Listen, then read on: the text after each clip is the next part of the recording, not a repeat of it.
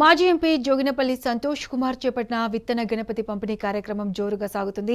Green India challenge హరితసేనలో భాగంగా విత్తన గణపతులను పెద్దపల్లి జిల్లా మంథనిలో మాజీ ఎమ్మెల్యే పుట్టమధు పంపిణీ చేశారు.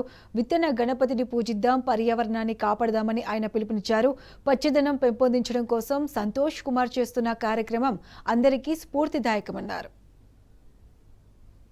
గ్రీన్ ఇండియా ఛాలెంజ్లో భాగంగా మాజీ రాజ్యసభ సభ్యులు జోగినపల్లి సంతోష్ కుమార్ గారు విత్తన గణపతిని పర్యావరణాన్ని కాపాడడంలో భాగంగా వారు పర్యావరణ ప్రేమికులు కనుక అనేక సంవత్సరాలుగా పర్యావరణాన్ని కాపాడుతూ చెట్లను పెంచే కార్యక్రమాన్ని యుద్ధ ప్రాతిపదికన తీసుకొని కోట్ల రూపాయలను హరితహారం కోసం వెచ్చించినటువంటి మహోన్నతమైన వ్యక్తి జోగినపల్లి సంతోష్ కుమార్ గారు.